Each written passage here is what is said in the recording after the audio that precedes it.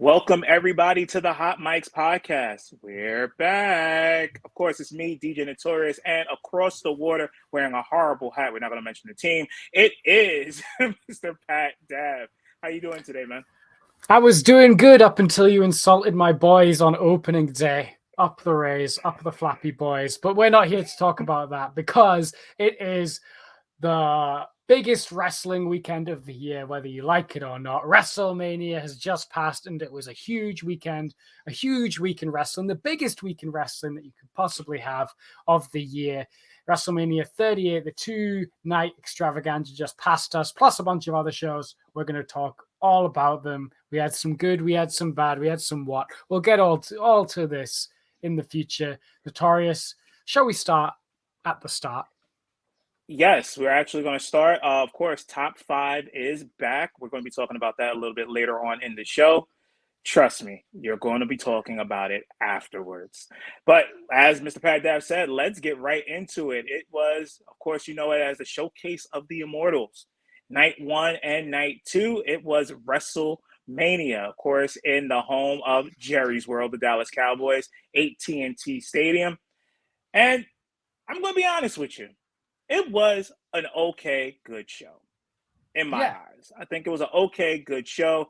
If you've never seen a WrestleMania before, you get a little sprinkle of everything. If you're making a nice pot of gumbo, Vince and Mr. Pritchard, they give you a little bit of wrestling, they give you a whole lot of video packages, and then they sprinkle in some entertainment. What do you have? The two-night spectacle that is WrestleMania. But we're going to start with night one. Night one, what do you think was the best match, Pat Dav? Okay, so the best match was Seth Rollins versus Cody Rhodes. That wasn't my favorite match from WrestleMania, but it was the best match, if that makes sense. No, definitely makes sense. A lot of people be in agreement with you that Cody Rhodes, of course, Cody Rhodes making his return back to home, as he calls the WWE. And what a lot of people were surprised about, he kept everything in his persona, his character, the American Nightmare, the theme song, everything was kept. He is still America's Nightmare, Cody Rhodes. Now, I did love that match. That was very good. I mean, even though we called it so many episodes ago that Cody was going to be going over there and fighting Seth Rollins, but that was not the best match in my eyes. For night one, I have to go with Bianca Belair and Becky Lynch for the Raw Women's Championship. And it's actually not just for the wrestling, it was the presentation. Now, like I said, WWE can put on a show for WrestleMania. They'll forget about Money in the Bank. They don't care about TLC. And we know how we feel about Crown Jewel. But when it comes to WrestleMania, they pull out all the stops. Becky Lynch coming out in the new 2023 Cadillac Escalade. Very nice, very Joe Namath in my eyes. If you don't know who Joe Namath is, definitely look it up, guys and gals. And for Bianca Belair, I'm literally telling you, I stood up on a bad foot and clapped so hard for them to have Texas Southern University marching band bringing out Bianca Belair. I'm a big fan of music, and I love when they use the instruments. It fit perfectly into the entrance, and it was just, wow. I actually gave credit to WWE, said that was a good move. Definitely a good move by them. And the match was great. Gave you everything you can expect. Yeah, 100%. It felt like night one got off to a bit of a slow start, it felt like. But then once Bianca and Becky hit, that felt like we finally had like a big WrestleMania match on our hands. Yes, it definitely was. I mean, I think what it was too is that the entrances hyped it up even more. It felt like, as we hear in the States, a big boxing match. Like when we had Tyson back in the 90s, you just knew the feel of the event coming on. And that, like you said, really got WrestleMania started off. Now, WrestleMania did have a few hiccups to start the show, to just put it nicely. But I think before we even continue and get to worst match of night one, we have to send hope for a speedy recovery to Rick Boogs, because to start off WrestleMania was that SmackDown Tag Team title match with him and Shinsuke Nakamura going up against the Day Ones, the Bloodline, whatever they feel like calling themselves today, the Usos. Now, if you missed the spot, you can definitely catch it on the internets, as these kids say. Rick Boogs tried to pick up both Jay and Jimmy Uso over his back, and quite simply, his knee and quad just gave out. That was not a Yeah. part of the plan. That was not the finish. But he is going to be out for possibly a year with a very bad injury. So it hurts for Rick Boogs. I really felt they was going to win the titles. They switched up immediately once that happened. And of course, as you all know already, the Usos retained. How do you feel about this now? Where do you think Shinsuke is going to go? Because it looks like he's going to be a singles man for at least a calendar year. Yeah, and maybe the move is then to switch him brands. I don't know. Maybe he could be done, better used on Raw if he's going to be a singles guy. For now, maybe challenge someone like Lashley, because I think right now the singles division on SmackDown could be a little overcrowded, especially with Roman still holding down that division as the champion and Ricochet still the Intercontinental champion. As much as I'd love a Shinsuke Ricochet match, that would probably require Shinsuke to turn heel, which they could do, but I don't see it happening. I don't see it happening either. I think that's going to be one of the things for creative, and let us pray, because creative with a job to do, they really don't do a good job with it. But Shinsuke, I think maybe going back to more of a strong style that made him famous in NXT just might be the trick for them right there on SmackDown. And maybe, just maybe, he might have an opportunity at some gold. We'll talk about that a little bit later. But worst match from night one. Now, there could be a lot of candidates here. What Yeah. was your worst match of the night from night one? I think we might be in agreement on this one. I think for me, this is a strange one because I don't think there were any like bad matches on the on night one. It was like there was lots of like middle of the road matches. Like lots of ones where you'd see them on a Raw or like a low level pay per view and go, yeah, fine. I mean, I think it's going to be the Miz and Logan Paul against the Mysterios for me. Wow. Okay. I was not thinking that one. Okay. Just like I think really the worst match is Boogs and Nakamura versus the Usos purely because the injury derailed the whole thing. Yes. But I feel like it's unfair to tell someone off for an accidental injury. That's just it would literally be insult to injury. So I'm gonna avoid it. And I could have given it to McIntyre and Corbin as well. Like that's the other nominee for me. But I actually didn't mind the McIntyre Corbin match. So I think just by default, I'm giving it to the Miz and Logan Paul. And like Logan Paul was fine, but I don't like him. I just don't like him. I really don't like him as well. That's one of the things I really kind of sway either way with WWE when they want to have entertainers coming in for, WrestleMania. A few of them take it very seriously. As I mentioned on Twitter during WrestleMania weekend, nobody, and I mean nobody, has come close to Bad Bunny from last year's WrestleMania.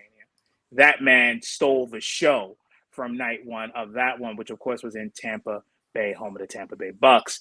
But Logan, here we go. But Logan Paul, he did do pretty good. He definitely had some heat on him. I don't know what possessed him to do Eddie Guerrero's, Three Amigos and, the whole Mamacita before the Frog Splash. Definitely got him some heat. I think he's the first time he's heard almost 80,000 people booing him. But he played the role very smartly. Was kind of surprised that The Miz turned on him there at the end, but it's The Miz, and that's what The Miz kind of does. But okay, I'm going to take you with that. The Mysterios, Logan Paul, and The Miz as worst match. I'm going to go to a place that people probably are not going to believe I'm going to go for worst match. Now, you said Drew McIntyre and Happy Corbin. It pains me to even say that. Is a candidate, but the worst match of the night for me, night one, was Charlotte Flair versus Ronda Rousey. I knew you were going to say it. I knew you were going to say it. That was bad. Like, let me just be honest with you guys. I could see why now they did not main event night one. Thank you, Jesus. They did not put that as the ending because that would have left everybody with a bad taste in their mouth. And you know something? It's not really Charlotte Flair's fault. It's Ronda Rousey. This girl is horrible in the ring. Like, I think the only one worse than her is Carmella. And we know why it's Carmella, because she doesn't really take it seriously. But Ronda, you were gone for quite a few years. You didn't learn a new move. You didn't learn how to take spots, learn how to take a bump. You didn't go to the performance center to, train up. It clearly showed on that. And honestly, if it wasn't for Charlotte Flair, this would have been a dumpster fire. So I'm sorry. Ronda needs to be moved out of the title picture. She needs a good 3 months in the performance center. Hey, maybe play some WWE 2K22 and learn some new moves, some combos or something. XXXAB. But Charlotte, I mean, I know Charlotte must have been pissed after that for obvious slips during the match. If you missed it, then sorry. But yeah, that match was just god awful. And we know clearly which women's match was better on night one. Oh yeah. I think Ronda's going away. I think she's going away again. I don't think she's sticking around. And I think the fact that she didn't win the title is like a big sign of that. Yes. And a lot of people are gonna say, hey, DJ, you're just bashing on Ronda Rousey. Well, I look at it like this. You're not an original wrestler. You did not come up, you're not second generation. You didn't just come off from like Tough Enough. You guys remember Tough Enough, right? And yeah, I know. You didn't do any of those things. Your fame has come from the UFC and the box office. Now, you were a bad son of a gun in the UFC, but it doesn't seem like you've taken this seriously coming back. It's more than just wrestling, it's on the mic. Leading up to WrestleMania, she was god awful. So it's just not there. I don't know. Maybe she's just not feeling it anymore, or fans are just not taking her seriously anymore. Whatever the case may be, she definitely needs some time away. Yeah, she's not always been bad in the ring. Like, I remember her Mania match with Triple H and Kurt Angle and Stephanie. That was good. And she had a couple of good matches, here and there. But I don't know what's happened this time. I don't know either. And it clearly showed during the match. I even caught some glimpses where she didn't want to be there. That's just me. That's what I looked at and replayed afterwards. Like, she just didn't want to be there. Maybe she knew she wasn't going to get the title, obviously, and she didn't like that. But sorry. I think this is a conversation we can have on a later episode. Part-time wrestlers getting all the spotlight, but meanwhile, wrestlers that are there throughout the year and through those pay-per-views not getting the limelight like they deserve. So Ronda, definitely worst match of night one. But night one did end with the Kevin Owens show. We didn't know what we was going to see there. We both said that, hey, Austin's just going to do a couple of fingers, drink a whole lot of beer, and give a few stunners, and that was going to be it. But Pat, were you surprised this match went on for about 15 minutes? Yeah, I was. I thought this was my favorite match on the show. Like, obviously, it was a limited match because Stone Cold Steve Austin is like 60 and he's taking suplexes to the cement and he's getting thrown around and there's chairs and there's tables. It was a big brawl. It fell right into Stone Cold's wheelhouse. Like, Stone Cold would have this type of match in his prime and everyone would love it. And therefore, he could do it again in his 60s. And he did exactly the match that made him famous. Just a brawl, a slobber knocker, if JR was calling it.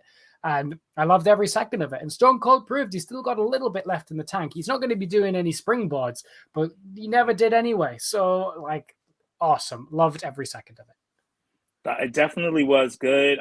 Kevin Owens did an absolutely great job with the whole interview leading into the no holds barred match. I mean, you knew you had to make it no holds barred for Austin to really deliver in what he can do. Like you said, he is almost 60 years old, and you was wondering how long he can go. But I guess for this, maybe in his final match at WrestleMania after 19 years being off, did an absolutely great job. But we thought we saw the end of Stone Cold in night one, but seems like there was some shattered glass in night two.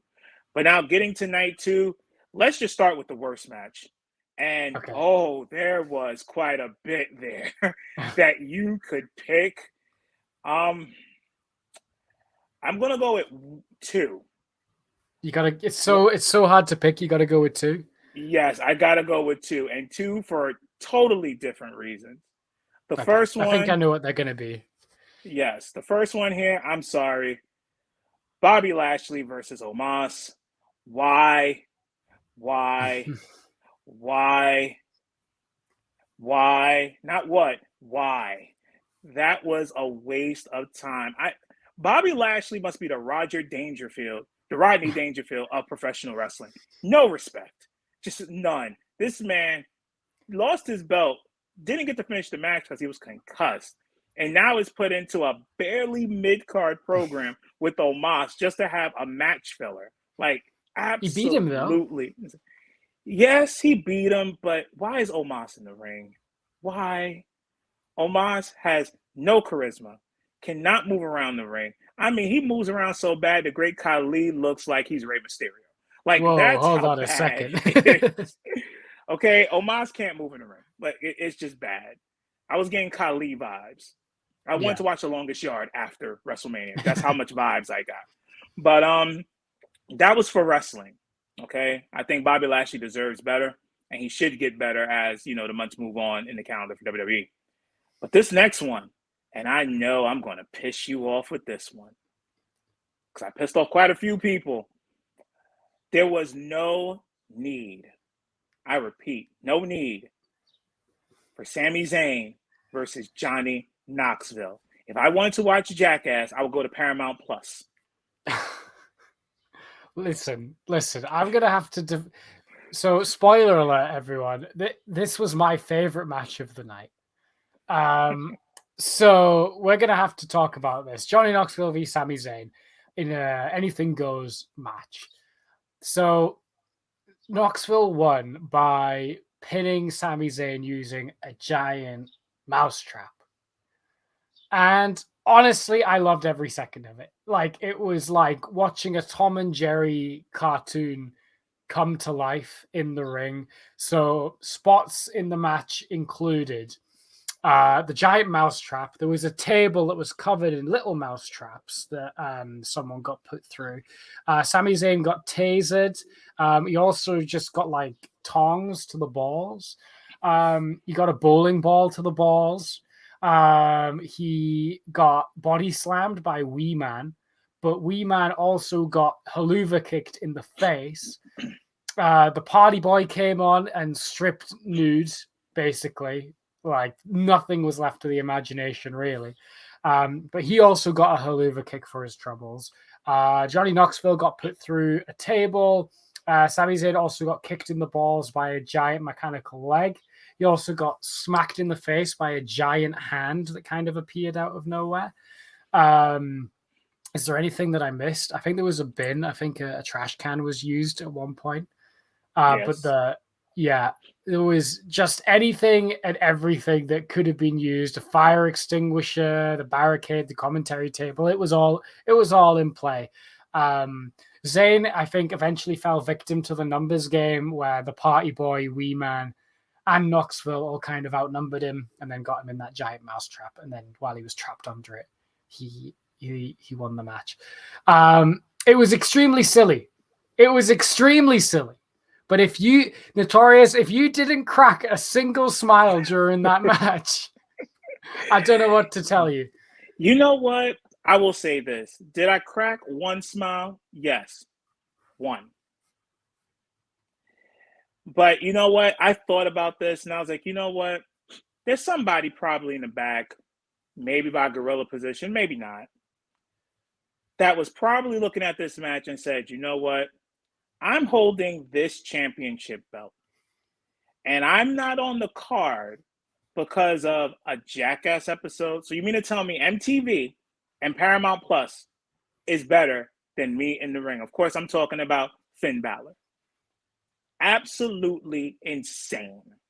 How do you Okay. not have one of your secondary belts on the card, but you have Johnny Knoxville? And the reason why I say that is because you had Logan Paul. Okay, you had that. You kind of had Pat McAfee as well. We don't consider him a wrestler, but he was an announcer. And then you now have who you had during that match with Sami Zayn. So it really felt like I was watching a very bad episode of Jackass. And I get it. He was brought in for the Royal Rumble. That was perfectly fine. The movie was coming out at that time. Great promotion. I get it. There was no reason why he was there at WrestleMania. None at all. I know they was trying to go for the social media clicks and all that stuff, which is fine. WWE does that. But I just feel it could have been better having Finn Balor defending his United States title. I understand, but I'm gonna set you a challenge, okay? Okay. So on the Raw roster, I'm going to tell you people on the Raw roster that didn't have a match with Mania, okay? There's a few of these that probably could have had a match for Finn Balor with the US title on the line instead of this match. Tell me a match that would have been better than this, okay? Would you have rather seen Finn Balor versus Apollo Crews for the US title? Yes. Yes, I and would you not. know what? Make it a ladder match. I guess, but how long was this Sami Zayn match? It was 15 minutes, okay? Yes. Would you rather see let's see, who else have we got here? Commander Aziz versus Finn Balor. No, that's why I said ladder match for the previous one, so Aziz can't be in there. Ezekiel. You mean Elias? Yeah, Elias. Ezekiel. No, I wouldn't have taken that one. We have who else was on the Raw roster that didn't have a match? Shelton Benjamin. Would have been a good wrestling match, but probably not for WrestleMania. So I would have said no on that one. Reggie. Next. R-Truth. Next. T-Bar. Next. The only other person I can point to is Cedric Alexander. Once again, probably would have been a good match, but wouldn't have been good for WrestleMania. Maybe a fatal four-way would have been good for that title. I mean, it has been done at WrestleMania before, a ladder match for one of the secondary titles. Finn Balor, I guess the remnants of the Hurt Business, Shelton Benjamin, and Cedric Alexander with Apollo Crews. I mean, I would have. Why not both? Why not both? No.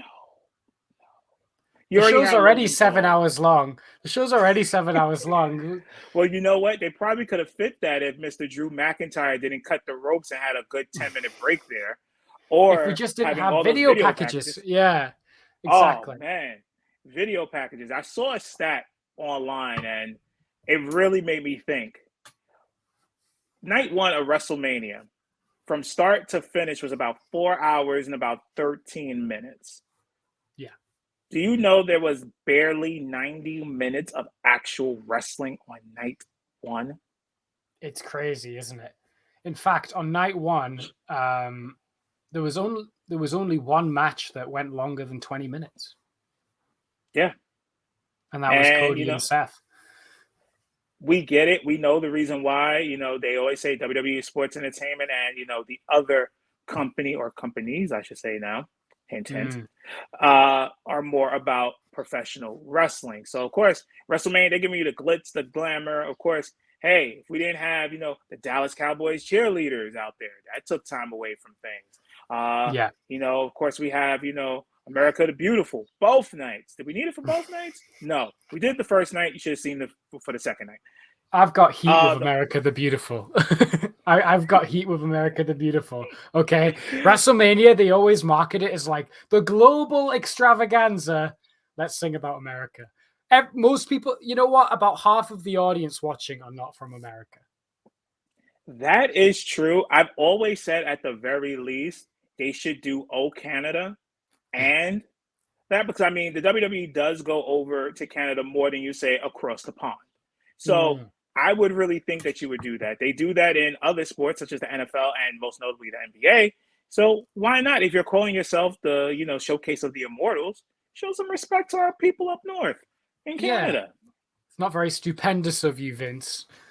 Oh, don't you dare. Because that's one thing I have to say. If I heard stupendous one more time, I was going to lose my mind. People was making jokes about it, saying, every time you heard stupendous, you have a drink. I think there was a lot of people drunk by the end of night one. Stupendous. Was really. So stupendous. Extremely impressive is the dictionary definition of stupendous. I would not categorize that as stupendous for the whole event, but we talked about everything in there, but we have to talk about what was the finale of night 2. No, we did get Austin coming back and raising some hell with McMahon. McMahon is That was too my old to be worst taking match, by stunners. the way. My worst match was Mr. McMahon versus Pat McAfee, which was an official match on WrestleMania. The bell rung. Yes, Vince pinned Pat McAfee in the middle of the ring. you know, I hate to say it like this, but maybe that could have been Vince's last WrestleMania moment. He just wanted one more for the show, and he got it with Pat McAfee. Pat McAfee put on a good show. Great athleticism. How he just jumped to the top rope versus Austin Theory. Really, really good. But of course, Austin comes to clean up and have even more beer. I think this man must have went through like 6 stacks of beer. He went through a lot of beer, especially on night 2. Although I did enjoy Pat McAfee getting stunned and then drinking beer while selling on the floor. Yes, that was definitely good. That was the welcome to WWE stunner that everybody gets. Byron Saxton too. Hope his neck's feeling good. No, I don't care about him. But it was the unification. It gave me WrestleMania Hulk Hogan versus Ultimate Warrior vibes. We had the chosen one, whatever you want to call him. He's just one, Roman Reigns, going up against the Beast Incarnate, Brock Lesnar. Now, before the match even started, I found it funny that Paul Heyman, of course, does the introduction for Paul Heyman, but Brock does it for his damn self. Funny as hell. Definitely give him that. But this match did not live up to the hype. It was a Vince and Roman Vince. I'm still got Vince on my mind. It was a Brock. I guess it was a Vince match, but it was a Brock and Roman match. Like, Brock's become really obsessed with these kind of matches. So whenever Brock gets in a big match now, his thing is like, okay, I'm going 10 minutes and I'm going to do German suplexes, and then for the first 5, and then we're just going to spam finishes and signatures for the rest of the match. Yeah, it kind of felt like a match on WWE 2K22.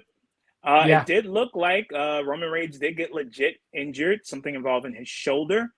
We should know more about that as SmackDown is right around the corner. But for that to be the main event of night 2, it just did not hold its luster. And that's supposed to be your big caveat, the one that you dangled around and said, the greatest match of all time, and it's going to be stupendous. See, you made me say the damn word. But it just didn't live up to the hype. We all knew Roman was going to walk out of there with the belt again, because if you think about it, when they've had these title for title matches, now just think about this for a second. Has anyone with the official WWE Championship beat the other opponent who's had kind of the secondary title? No. Nope, it's never happened. So automatically I knew. I was like, yep, Roman is playing the role of the Ultimate Warrior, and Hulk Hogan is being played by Brock. We all know what happened at that WrestleMania. So all in all, I got to ask you, Pat, before we get to what happened the next night, your rating for WrestleMania as a whole, and was it good as last year's? I give WrestleMania this year 3 stars out of 5. Oh, okay. Yeah, 3 stars. It was like fine. I watched it. I had fun at times. It wasn't my favorite WrestleMania. There was just so much there was so much mid on it. You know what I mean? There was so much like whatever on it. Like nothing was. There was a couple of really bad bits, but most of the time it was like, yeah, this is fine. Like this happened. Couple of good bits. Yeah, 3 stars. 3 stars. And was it as good as last year's? I'd say it's probably better than last year's, but not by much. I could definitely see that. I think I gave it a 3.5 on Twitter immediately afterwards. I'm probably between a 3 and 3.5. It was, like you said, mid. There were some things that you smiled about. There were some things that were there for you, but it's not like how WrestleMania was, I could say, even 5 years ago. It just didn't have that complete feeling. Some things just left a bad taste in your mouth. And I'm going to say it now. I think WrestleMania last year was far better than this year, especially night 1. Night 1 for WrestleMania last year was definitely from start to finish, gave you everything. So hopefully they get it right next year, but we shall see. We got a good 11 months before we go Hollywood with Yeah. WrestleMania next year. Oh boy. My hot take is I kind of enjoyed 36 for how on the fly it was. Like there was a lot of good stuff in the Performance Center one as well. Yes. Weirdly, like the Boneyard match and the Firefly Funhouse match were both really good, and like despite there being no crowd, they all put on good matches. So I don't know. I feel like the best WrestleMania, like I think the one to beat right now from like recent years is like 34, 33. Yeah, if you're gonna go recent, I would say that 33 or 34. If we're gonna talk like classics, I mean, you still got WrestleMania 10. You have, WrestleMania 3. I mean, you have so many that were X7. there. X7, yes, and Safeco Field. Seattle fans are definitely gonna love that one. Uh, there's quite a bit. I don't think we're gonna get those type of WrestleManias anymore because we're dealing more with sports entertainment. Yeah. But maybe, just maybe, it might be a little bit better for next year. Of course, once again, it's going to be in Hollywood, and we don't know where 40 is going to be yet, but I got this funny suspicion it's going to go where it all started all over again. I know, Pat Dev, you're not going to like that. I know you're waiting for it to come across the pond, but I got this funny feeling it's coming home. We're never getting a WrestleMania. That's what I've resigned myself. We might get a SummerSlam or a Money in the Bank one day, but we're never getting a WrestleMania. You know what? You might get the SummerSlam since you've had it there before. Shouts to the British Bulldog and Bret Hart. But yeah, WrestleMania, I don't know. You might have to really, really beg Vince to bring it across the pond. But we shall see. They always say, expect the unexpected when it comes to the WWE. Now, that saying right there was usually used for the Raw after Mania. Expect the unexpected. Well, damn it. Yeah, we got the unexpected.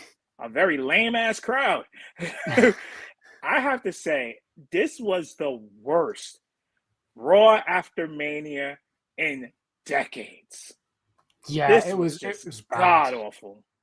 It was really bad. Crowd did not know when to cheer, when to boo. They didn't even know how to cheer Cody Rhodes within the first segment. This was just bad. Yeah, really, really they bad. didn't like Cody that much. No, and it's just, I don't know if it was because, people are now going into overdrive with WWE. Remember, they were there for NXT Stand and Deliver, which was early Saturday. Then you had WrestleMania Night 1. Then you had WrestleMania Night 2. Now you're having Raw after Mania. And now, of course, Friday you'll have SmackDown. But usually that is the most raucous crowd of the year. I mean, there's certain places they'll go across the country that would be really a live crowd, but you expect it on Raw after Mania. So should it even be called Raw after Mania anymore, Pat Dav? You get one more chance. They get one more chance. They're allowed one bad one, but if it continues like this, then it just felt like they didn't know what to do. Like, how come there were like 2 NXT championship matches on the show? Like, they really seems like they didn't have anything to fill the card. yeah, like they had of course Braun Breaker win the championship back off Dolph Ziggler. Right. Yeah, which was a bit weird. And didn't Toxic Attraction win the tag titles back? Yes, they did. Just just weird. Everything that you took away from NXT Stand and Deliver, you basically just turned it into rubbish on Monday Night Raw. Now, I personally think they should not say Raw after Mania anymore after what they just put out there. That was straight bullocks. Okay, so you know how I feel when I say that. It was just god awful. You wait in anticipation for Raw after Mania, and you're just let down. It's just like you told your parents when you were young, "I want that Super Nintendo," and then they get you an Atari. You're just like, why? You don't we love did get me. Ezekiel. We did get the debut of Ezekiel. I want you to take your right hand and repeat after me. I will not mention Elias again. I'm not talking about Elias. I'm talking about Ezekiel. Listen, Shout out to Kevin Owens because he really put on a good segment with that. If you did not see Raw or haven't been around, Ezekiel has appeared on WWE television, but he has a striking resemblance to Elias. Ah, but you So forget Elias had a beard. Ezekiel does not have a beard. And he said he is Elias's long lost brother, and Elias has retired from wrestling. yeah, but since we know about our beards, Pat Dav, that beard looked like it was just shaved off. Looked like somebody went up with Gillette and got Yeah. rid of it. So I who knows? They're gonna try to make this a storyline for a while with Ezekiel and see what happens. I mean, I just want to know, like, why does he look like a community creation on WWE 2K22? Yeah, he does. We also got Veer Mahan. Veer Mahan finally arrived.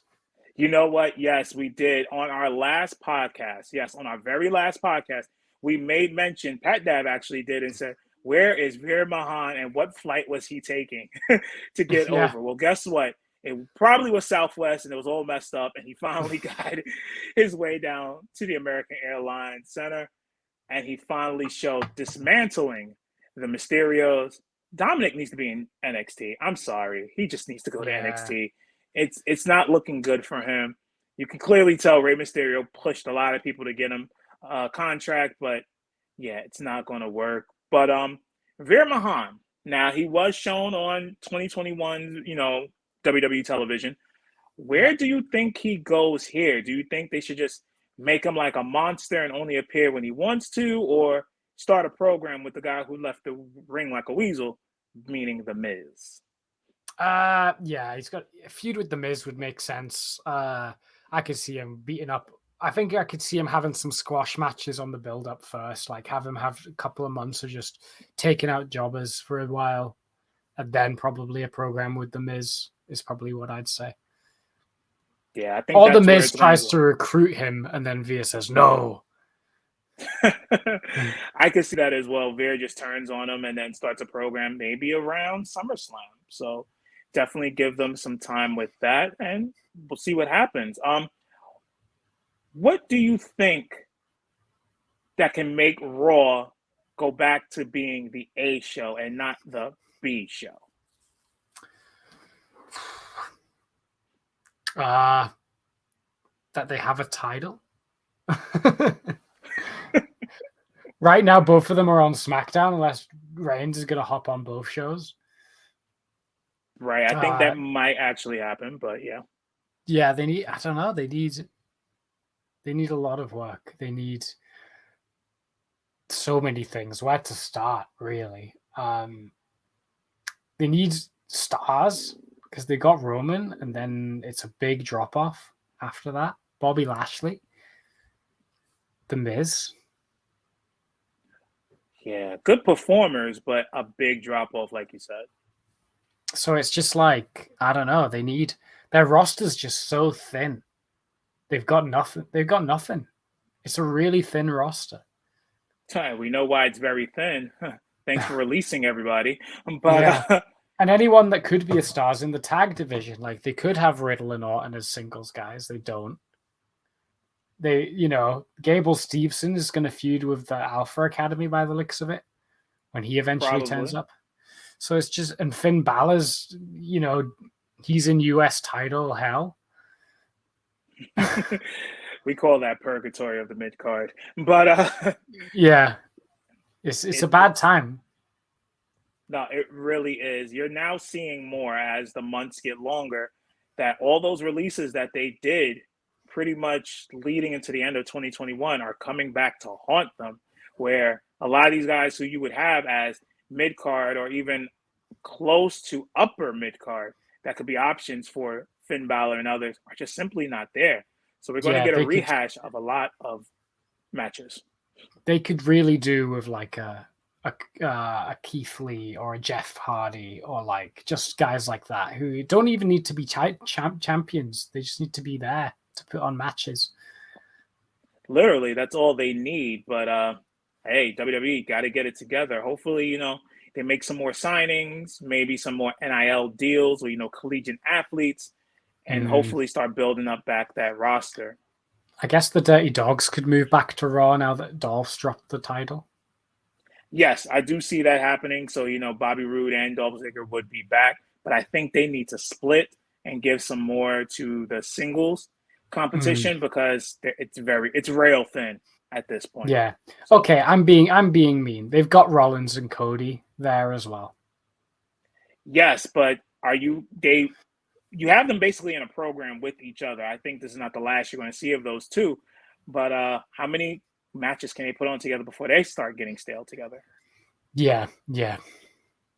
Exactly. So, but hey, that's WWE. They love rehashing the same match every single week. But let us know on our Instagram and Twitter, Hot Mics Podcast _.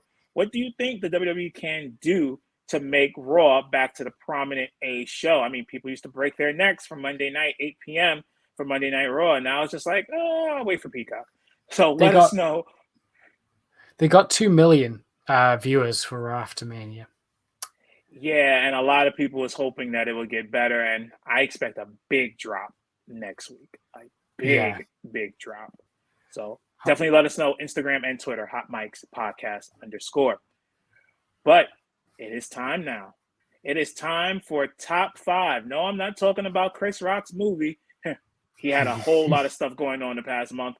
But we're talking about top 5. Usually here on the show, we give you our top 5 for whatever topic that we have. And for this episode of the Hot Mics Podcast, it is the top 5 call-ups and return needed for the WWE. Now, we just made mention of Raw needing to become an A show, but this could be for either or. It can be for Raw or SmackDown. Now, of course, myself and Pat Dav will give you 5 of who we think should be a call-up or a return. Now, I'm just going to start first just because it's raining here and I don't have no Yankees today. I'm going to go with one that I know for a fact is going to shock you. I'm going to start with a tag team. And I'm going to say Imperium. Oh, okay. Imperium needs that call-up. You know how you just see somebody that just doesn't need to be in developmental anymore? Because let's be honest, NXT 2.0, the Crayola box that it is developmental. Yeah. But Imperium is one of the best, if not the best tag team in all of NXT. And it's time for them to move up. Something fresh, something new. You won't get the same RK Bro versus Street Profits. Something brand new. Hell, maybe they go out to Alpha Academy for a while. They put on a very good match, one of the better matches from NXT Stand and Deliver. It's time. Bring them to the main roster, Imperium. I like it. I'm going to spoil it now. Imperium were on my list as well. I had a feeling. See, we think alike. Even though we have a whole lot of water between us, we think alike. So what do you got next for us, Pat Dab? Okay, my next one is also a tag team, and this one is probably going to be one you might disagree with me on. They're low on my list. They're like number 5 on my list. So they're low on my list. They're not a high priority, but I think WWE would benefit from them. That's the Iconics. Whoa. I just think the women's division, particularly the women's tag division, could do with some people in it. And the Iconics are like people that can turn up, do some entertaining segments. You could even have Peyton Royce and Billie Kay go singles if you really wanted to. Just because the women's division is a bit thin on the ground and they could do with some extra people and they are like proven girls. Yes. So, yeah, I don't feel that strongly about it. If they never signed him, I wouldn't care, but that's why they're low on my list. I'd put the Iconics. Okay. I can agree with that. That would be something new. Of course, everyone knows, or if you don't know, the Iconics are currently on Impact.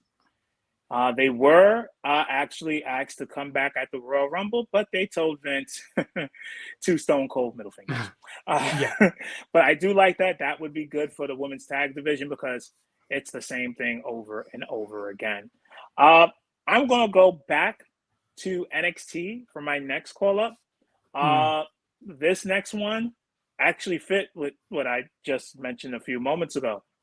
And that is Walter, okay? Yes. Not Gunter, Walter, okay? That guy needs to be on the main roster yesterday. Enough of playing around with him. You wanted him on NXT. He did that. That's fine. He's clearly a man amongst boys there. Bring him to the roster. You could immediately put him into the not the Universal title, but the US title picture, mid card right there. Then Balor versus Walter. I will sign up and watch that anywhere. He needs to be on there. 100%. So I will 100%. go with Walter. Yeah, completely agree. So those two will that Walter also on my list. I wrote Gunther because I was playing by Vince's rules, but I agree Walter should be there. Yes. My next one, I'm staying in the women's division, and I'm staying in tag as well. I'm going with Mandy Rose and Toxic Attraction. Wow. Border can't keep us separated because they were on my list as well. Yep, because I don't know why they won the tag titles back. I don't know why. Because they should be on the main roster. They're ready. Mandy was already on the main roster. She went down, won the women's title. Fine. That was in that weird moment where they were like, let's get a bunch of established stars to win all the titles in our developmental brand. Right. And even though like you had veterans already in the developmental brands like Tommaso Ciampa and Gunther and Pete Dunne and LA Knight already there. You didn't have to get a main roster guy in. But anyway, yeah, they need that stable could really shake up the women's division. Do you remember back when they first did the like women's revolution and Yes. everyone was, and it was like New Japan, everyone was in a stable. Now there's no stables. There's like thrown together tag teams so they could do a 4-way at WrestleMania that won't be tag teams now. Like, I wouldn't be surprised if Zelina and Carmella split up. It looks like Liv and Rhea are about to split up. Natalia and Shayna aren't going to hang around together. So, like, we need, and I think a stable of Mandy and Toxic Attraction would be great. I'd love them to go to SmackDown so there could be friction with Sonya as well. I'd love that. Yes, that would be good to really have that back there. I think you might have done something that WWE doesn't do a lot. Long-term booking. Look at that. You see how easy that is? See how easy that is? I bet I'm not as expensive as the riders in Connecticut as well. No, you have a very high price. You got to travel back across the water. So, yeah, it's definitely big. But yes, I definitely agree with you with that. Toxic Attraction, Mandy Rose definitely need to be back and up on the main roster. Now, I'm not going to say the obvious one. We both know the obvious one that needs to be on the main roster is Braun Breaker. We know that. Yes. I thought with him losing at NXT, we was going to get him to debut on Raw and stay on Raw. But then he got the title back, and yeah, okay. So I'm going to go with Carmelo Hayes. He's on my list too.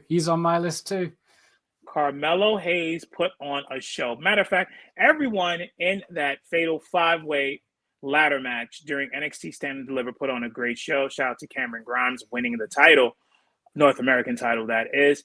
But Carmelo Hayes is just dripping. He has what many of them say, that it factor.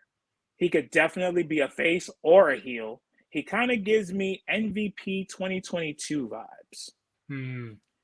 And in a good way, because he's more of a high flyer, can definitely put on some exciting matches. Can you imagine him versus like Kofi Kingston? Yeah, and him versus Ricochet for the IC title. That would be good. So Carmelo Hayes and his boy Tripp, yes, bring him along as well. Definitely needs to be on the main roster. And honestly, go to Raw. Go to Raw. They need all the help they can get. Get some high flyers in there. You'll start catching people, start turning back to Monday Night Raw. So yes, Carmelo Hayes. Bro, my last one that I'm going to say, because the rest have been taken from my list. Because we're so in sync. And this one will never happen in a bajillion years. And it's not good for the individual, but it would be good for WWE. And that is The Fiend. You know how I feel? I know they'll never bring him back, but it would be good for business if they could get The Fiend back on WWE television. Last time I went to a WWE show was in late 2019, so a few months before the pandemic. I was in the UK. I went to a Raw and SmackDown taping in Manchester.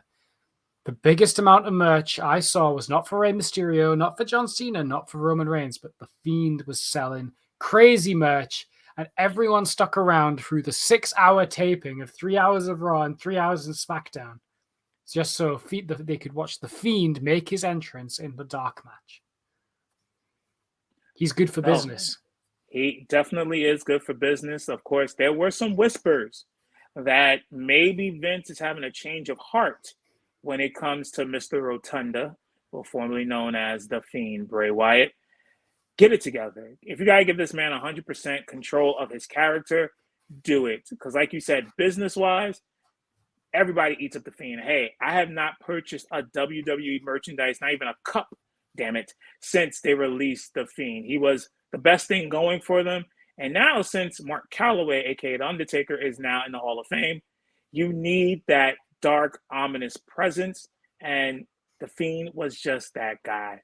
Bring back The Fiend. I'm with you on that. If you want to start a hashtag, let me know. All righty, there we go. There's our top 5 call-ups or returns that WWE need to add to their main roster to make it all the more compelling, get them back to being the A show. Now, Notorious, I know you need to talk about Ring of Honor, Supercard of Honor from this past weekend. Yes, a lot of people thought that the wrestling weekend started Saturday afternoon. No, it did not.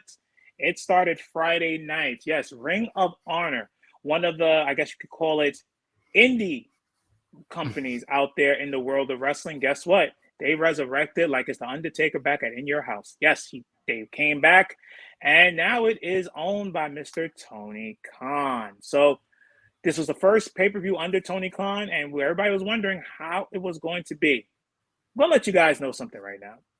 If you have not seen Ring of Honor, Supercard of Honor, pay the $29.95 and go watch it on pay-per-view or in demand. By far, one of the best pay-per-views of the entire year. From top to bottom, the matches were great. A total of 12 matches entire night. That includes the pre-show and the main card. It was just simply phenomenal. Now, for a lot of people that don't know, Ring of Honor is going in a different direction. There was a lot of AEW wrestlers on the card because, let's be honest, Ring of Honor has lost a lot of its wrestlers. But ones who had titles were on the card. Of course, Jonathan Gresham, because he was one of the heavyweight champions, took on Bandino and unified the titles. Gresham is now the undisputed champion. Look how both companies are doing undisputed champions now. I know. Very strange. Very strange. But 2 big things of the night. I don't want to spoil it. I want you guys to actually watch it. The first one, this was early in the night. We had someone who debuted with Tully Blanchard Enterprises. And this one was a shock. I couldn't call it, and I'm pretty good at calling these things. But Brian Cage is now a part of Ring of Honor. Now, when I did let you know the news of this, and you saw it as well, what did you think about this, Bad Dad, that Brian Cage is now Ring of Honor? I think it's the perfect fit for him. I think AEW, he was just completely swamped by the big wave of talents that kept coming in, and he wasn't being able to make any momentum on AEW. But Ring of Honor, a slightly smaller pond where you're not going to see the likes of Punk, Bryan, MJF kind of taking all the shine. I think Cage can really build his reputation back for being one of the more impressive big men in wrestling. He's really muscly but really agile. Like, he's kind of Brock Lesnar-esque. And I think with a bit more of a smaller pond where he can rebuild his value with Tully Blanchard doing his talking, I think it's the perfect fit for him, I think. Yeah, I mean, that really had me going for even more of the show because I felt that perfect fit. If that was a puzzle, that was the final piece that was needed to be under Tully Blanchard. I expect him to have some gold around his waist pretty soon. Of course, it's not going to be the pure championship because he's not that of a technical wrestler, but definitely going for the Ring of Honor heavyweight championship, I could definitely see that happening. So I was happy with that. But let's just say best match of the night. If you're under a rock, tag team wrestling is there. It's been there, and they really put on a show. the Briscoes and FTR. The FTR stands for F the rest. I think y'all know that already. But what a match. I have it right now. Match of the year 2022. Put it on the mantle. It's done. I don't see anything beating it right now. They put on a show. We even got some F Wrestlemania chants during Yeah. the match. It was really good. What did you think about it when you actually saw it? The Briscoes versus FTR. Oh, brilliant. Really loved it. FTR just they've come back with a vengeance after kind of lackluster last year. 2021 wasn't really for them, but this year they've come back with a vengeance and put on so many good matches. And like this week, we'll talk about AEW in a moment, but like this match with the Briscoes plus this match with the Young Bucks on Dynamite, like they're back with a vengeance. And they're putting everyone on notice of why when they were in NXT, everyone considered them the best tag team in the world. Yeah, and you can really make that argument even after Ring of Honor. Not really for Dynamite just yet. We'll talk about that, but they were already known as the top tag team in the world. If you said, hey, DJ, FTR, top guys, out, I'll be like, you know what? I'm out with you because I believe they are the number one tag team in the world. I do not think it's anybody else. I don't even think it's a close race at this point. It is Dax and Cash, FTR. Definitely go look at that match. Make that your homework assignment for this week. Go watch that match from ROH Super Card. Now, my question for you, Mr. Pat Dav, how do you think Ring of Honor is going to go forward as a company? Will it be separate or will it become the new developmental for Tony Khan and AEW? I think it. I think it's going to run like NXT currently runs to WWE, where it's not impossible for the bridges to cross, but if they are, it's going to be for a very specific reason. Either there's someone who they really need to get on TV and to kind of get some higher profile matches than Dark or Elevation, but not quite. They're going to be sent there on like a rehab assignment. Like Brian Cage. Right. But otherwise, I think they're going to stay pretty separate. I don't think they're going to more. I don't know. Actually, you know what? I think they're going to stay separate, but I think it's going to be like an open door kind of policy where they can go between each other, but only for specific reasons. I think they're going to build a roster that, for the most part, can stand on its own and isn't too dependent on AEW. Like they've got their guys, like they've got Wheeler Yuta as the Pure Championship now, and they've got FTR holding down the tag titles. They got Mercedes Martinez and Lee Moriarty there, but like I think they're going to try and build their own roster there. What do you think? I think it's going to be that. I think for right now, looking to see who's maybe still on the landscape, who can come in and be signed just to Ring of Honor. You're going to see a lot of AEW wrestlers. Now, I used to see this a lot in the internet wrestling community. Hey, AEW's roster is bloated. They have too many ex-WWE stars. Well, guess what? Tony Khan knew what he was doing a long time ago, and this was the reason why. He seems to be 3 or 4 steps ahead of everyone else. And I think a lot of that roster who you did not see on Dynamite and Rampage, you're going to be seeing a lot more on Ring of Honor. Lee Moriarty as a prime example. Wheeler Yuta. He now is a pure champion. He now has a title around his waist. He did, of course, bring that with him on Dynamite. I mean, he can. He's, his boss is for both companies. Yeah. So it makes sense. And just for that, William Luter, like he was with, best friends, Orange Cassidy, and kind of was an afterthought. Now with that pure championship around his waist, he has now become a big deal and, dare I say, even bigger than best friends and Orange Cassidy. So it helps in the storyline. It also helps with the buildup of Ring of Honor.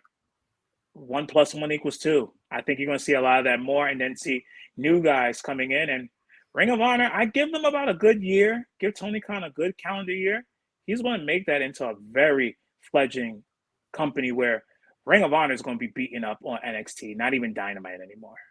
Yeah, I could see that. They just need to get them on TV now, and we'll see. Yes, and a lot of people are saying, hey, it could be a streaming deal with these guys. Maybe you've heard of them, HBO Max. Maybe that could be it. Or, you could bring them to YouTube as well, because AEW already has kind of a stranglehold on YouTube already with Dark and Dark Elevation. I personally would like it to be HBO Max. That will bring them up into a whole different type of atmosphere and different type of clients, perhaps, that will be interested in watching it. And who knows, maybe that could bring them a deal more with AEW as well. So it could work hand in hand with them. 100%. 100%. Would you say Tuesday night for a weekly ROH show? Go head to head with NXT? Ooh. You know what? That definitely sounds of Dynamite telling Little Brother Ring of Honor, handle our light work. I could see that happening. Tuesday nights definitely being Ring of Honor. But still, I will say this, still having quarterly or even seasonal pay-per-views. Do not overdo it like WWE. If you keep it like that, it will keep people intrigued. And the $29.95 price tag, perfect. Yeah. You'll get a lot of people tuning in to see that. So I think that'll be best for them. 100%. 100%. All right. AEW Dynamite, the last thing that's happened in the world of wrestling in this very, very busy week. We had a lot going on Dynamite this week too. Yes. We had, Christian Cage versus Adam Cole. And it looks like, this was a good match, but it was kind of to set up Cole and Hangman having another match for the title. Yes, it's going to be a Texas death match next week. Seems like Hangman likes these death matches, but he really does. So he loves to just really hurt himself. Yeah, so I mean, hey, maybe that's putting more legitimacy on his title reign. I still think it's going to be coming to an end very soon, Double or Nothing. But I like to see that, and it's going to be on free TV. So another way of getting more people to watch AEW Dynamite, Rampage, whatever the case may be. But yeah, definitely good. It's set up for that. Christian is just a good worker in the ring, and made Adam Cole look even better. Yes. We had 2 Owen Hart Foundation matches. We had the men's one, which was the debut in AEW of Samoa Joe going up against Max Caster. Joe is gonna kill you. Joe is gonna kill you. How about Max Caster's rap? Hey, I put it up on Twitter immediately. There's a lot of times where, he just misses, or, he's just a tad late or a little bit too early with it. He was spot on last night with Samoa Joe. Everything was perfect. And even that line of, we beat you in the ratings and you were the champ. Ooh, that dug really deep. But I like Samoa Joe, as he was giving him, I called him the dusty punches in the corner. He did a little bit of some swag there to the beat there, giving it back to Platinum Max Caster. So I definitely like that. Matt Caster is a gem on the mic. One of the best in AEW, and he hit that perfectly. He doesn't get the respect that he deserves. And no, he did a good job with that last night. It was Joe's reaction for me. Like, Max Caster was hitting him with all these bars, all these disses, and Joe was just like, you know what? Fair enough. Yeah. He was like, didn't hear a lie yet. Okay. So yeah, he was like, fair enough. You got me.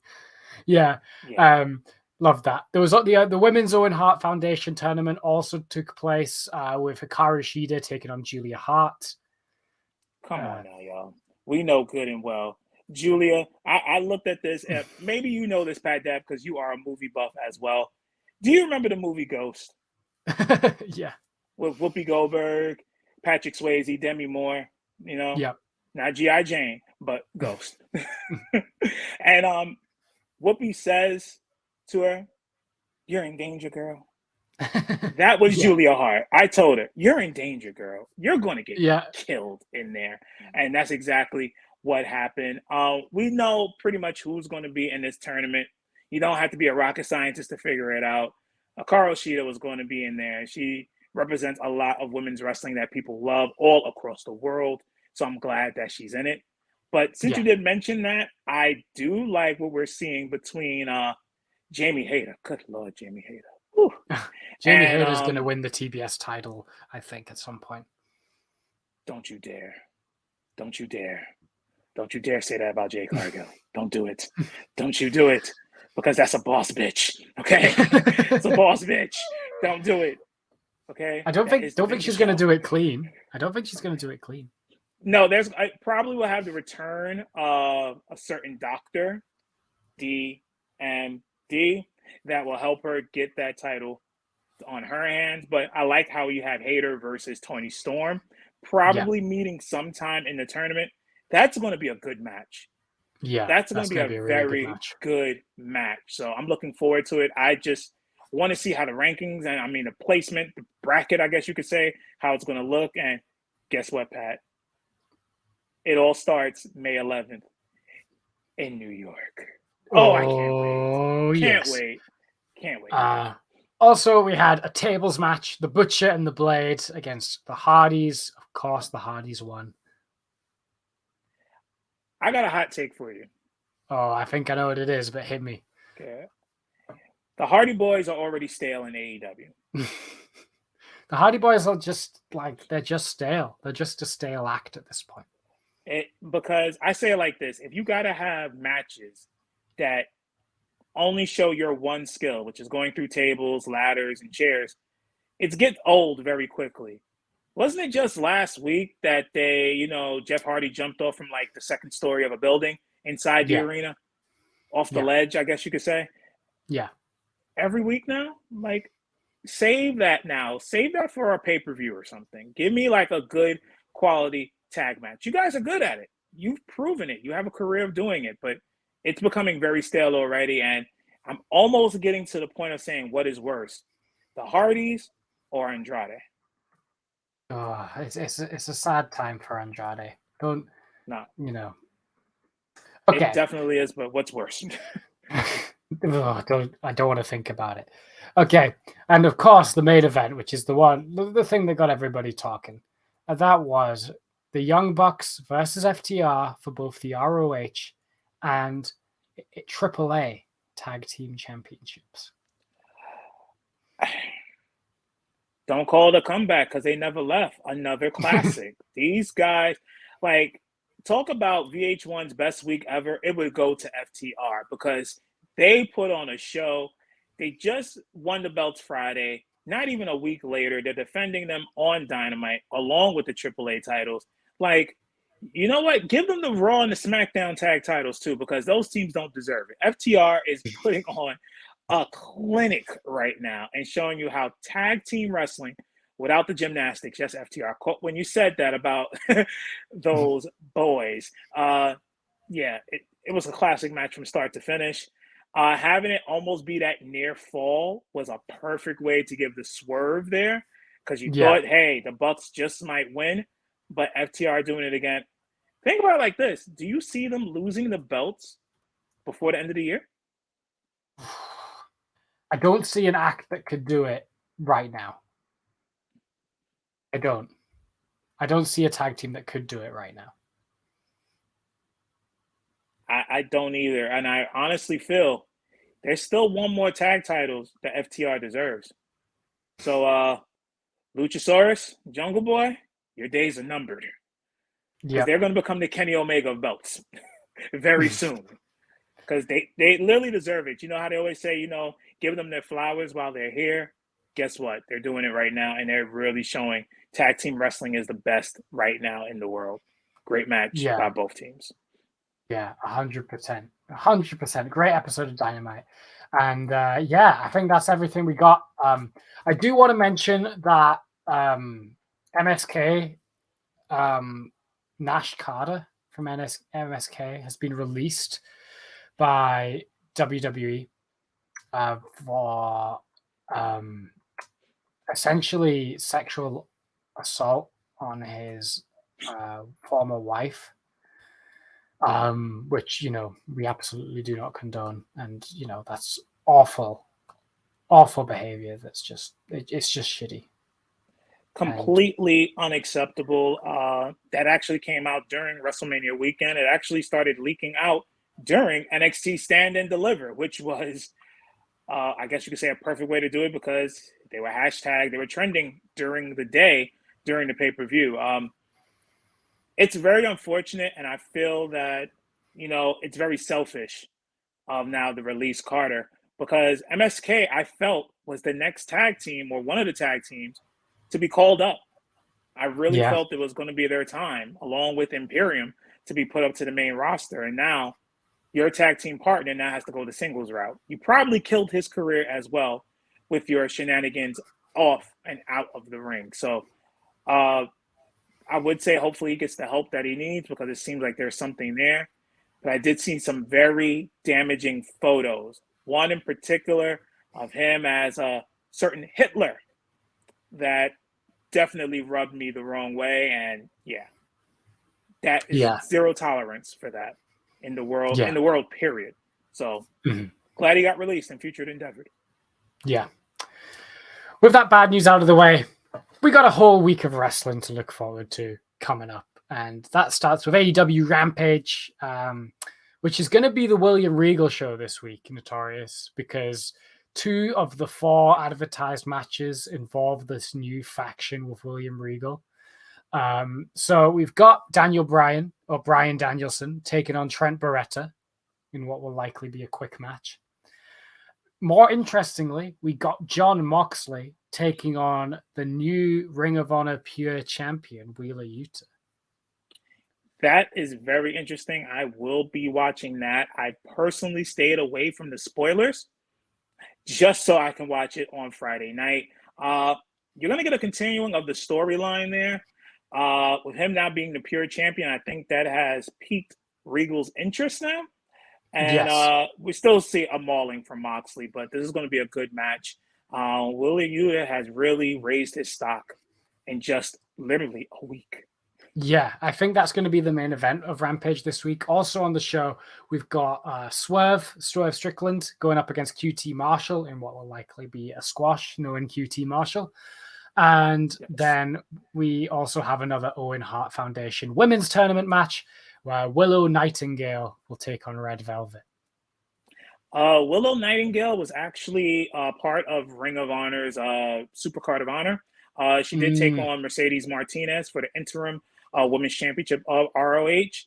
Very good wrestler. I can see her developing more, but I do not see her being involved in this tournament. I think Red Velvet is her time. She will win the match and go on to be in the tournament. Yeah. And for SmackDown, no matches announced. We do have Roman Reigns is going to announce his intentions with the new unified WWE Universal Championship. And he hopefully won't put it off for another show like he did on Raw. And also, interestingly, advertised for SmackDown is Seth freaking Rollins. It's going to be interesting. I think you might get Seth Rollins and Cody Rhodes on both shows, maybe for the first couple of weeks, just to drive up some ratings. I do believe Cody will be a Raw member permanently going forward, but I think they're going to give a little reprise of Cody and Seth because remember, SmackDown is on Fox. They want ratings, so I could see that happening. 100%. 100%. No pay-per-views this weekend, unfortunately, but that's good because we can all have a bit of a sleep. Yes, we went through almost 10 hours worth of video packages. WrestleMania. So it's time for us to actually relax and enjoy our weekend. Yeah, so that's going to do it for this week's Hot Mics podcast. Have you got anything you would like to add, Notorious? Definitely next week, the good, the bad, and the what. We're definitely going to have some stuff to talk about with that. So tune in for that. And hopefully Roman Reigns can make a damn decision. See what happens. And we'll be ready for it next week. All right, that's going to do it. I have been Pat Dav. You can follow me on Twitter at UK Raiseboy. You can follow Notorious at DJ Notorious. This way. Oh God. And you can follow the podcast at Hot Mike's Podcast, as you can see down below. Be sure to drop us on the show socials. Let us know what you thought of this week's show. Is there anything you agreed with, disagreed with, any spicy takes of your own you want us to talk about on the show? Let us know, and we'll see you all next week. See ya. See ya.